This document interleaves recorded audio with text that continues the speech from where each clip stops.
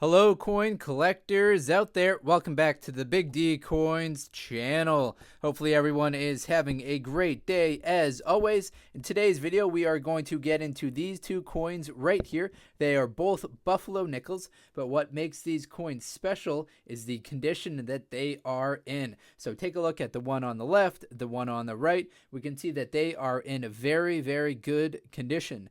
These two coins were loaned to me from Twin City Gold, who I showed you their logo at the beginning of the video. They are my local coin shop that I go to, so they supply me with some coins to make videos about. I make coins about those videos, and then I put a link to their eBay store in the description if you want to check that out. If you're looking to buy coins on eBay, I would highly recommend checking out their store. They've sold over 100,000 items through eBay, and they've got a 99.9% feedback rating, so they are doing quite well with customer satisfaction on that eBay store. So let's take a look at these two right here. I'll flip this one over for you so we can see the date on it. We've got a 1936 and a 1937 Buffalo Head Indian nickel. Now, interestingly, the 1936, that is the highest year of production for the entire Buffalo nickel series. In 1936, they made 119 million of them at the Philadelphia Mint. They made an additional 24.8 million at the Denver and 14.9 million at the San Francisco. The one on the right's a 37. They made a lot that year as well. 79 million at the Philadelphia, 17 million at the Denver, just 5.6 million at the San Francisco. And then the year after, 1938, that is the year that they transitioned into the regular Jefferson nickel, which you are familiar with seeing. They've used kind of the obverse design for that for almost the entire year, almost the entire time since starting in 1938. All right, so as far as the amount of these coins that were produced, there are quite a lot of them. So unfortunately, they are not particularly rare. PCGS has a price guide for them they have a rarity and survival estimate of 25,000 of them are expected to have survived for that 1936, which is this one right here. I wanted to do kind of a coin grading exercise for this video, primarily to take up most of the time for this video, and I want to get any feedback that you guys have as far as my overall rating of this coin. Now, you can get your coin graded by official coin grading agency by submitting it to a company like PCGS or NGC. They will officially grade and certify your coin. But if you're kind of an amateur coin collector and you want to kind of determine the value of those coins so you can look up the price of them, it's good to be able to get a basic understanding of how to do it yourself. So what I've done is I've looked up how to grade Buffalo nickels, Buffalo nickels / Indian head nickels, and I believe this one right here would fall somewhere in the about uncirculated condition, so a AU 55 or approximately a AU 55. So here is the definition of a AU 55, and you guys can let me know if you think this one fits that definition as well. So about uncirculated 55, we see minor traces of wear or abrasion are visible on only the highest points of the coin. So the high points of the coin are the braids of the Indian's hair on the obverse. So we can definitely see some minor wear and abrasion on the high points of the coin. Mint luster is almost complete, so we can I agree.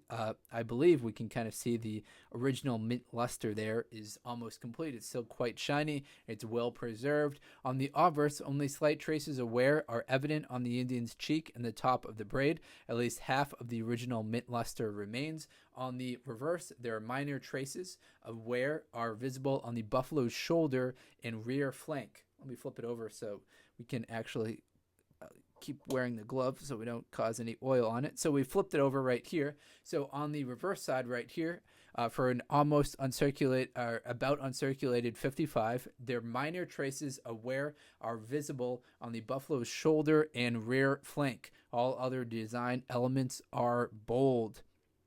So I believe that would fit the definition of a almost uncirculated, about uncirculated 55. So now I'm going to go to the PCGS, look up the price guide for a 55, and on that it actually shows that those have a price guide for a AU55 of about $10. Now PCGS hasn't graded too many of them because they charge around $30 to grade your coin. So if you kind of self-identify your coin as being a AU55, it's not a good return on your investment to submit your coin to get graded, because then you lose about $20 in the process.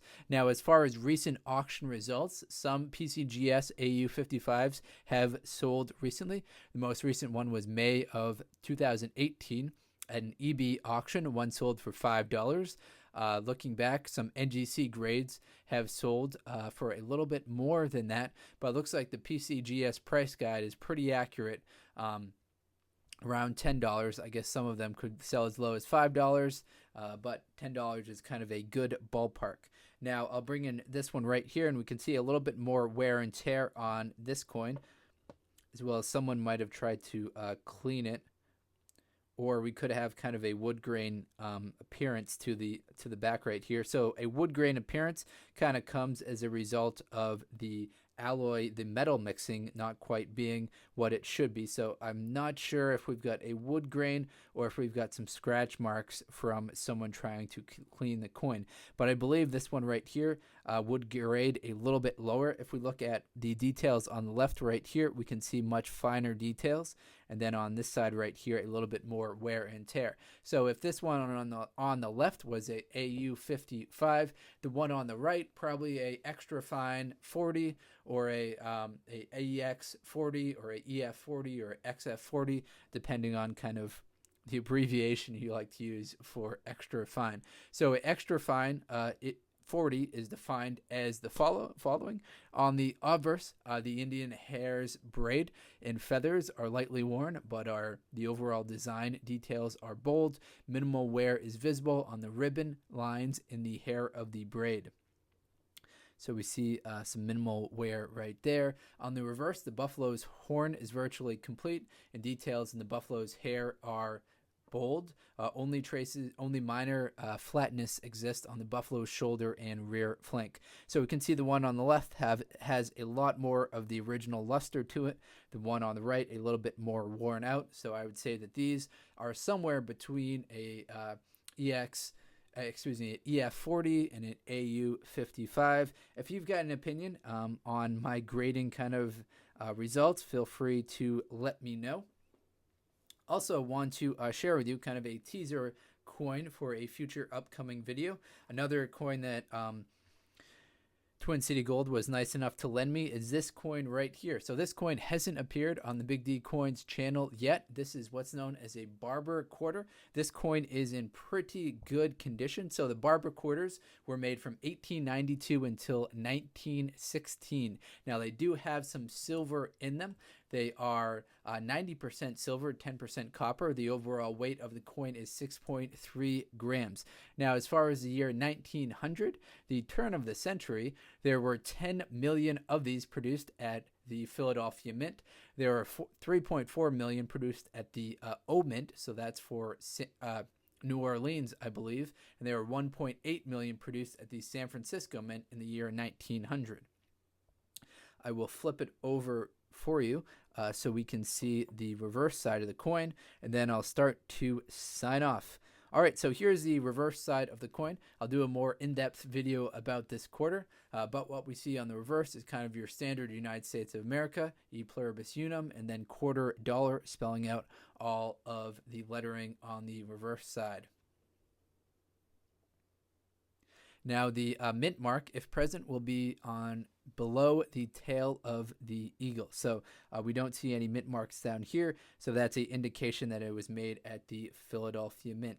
So to quickly recap what we talked about today, gave you kind of a preview of this Barber quarter.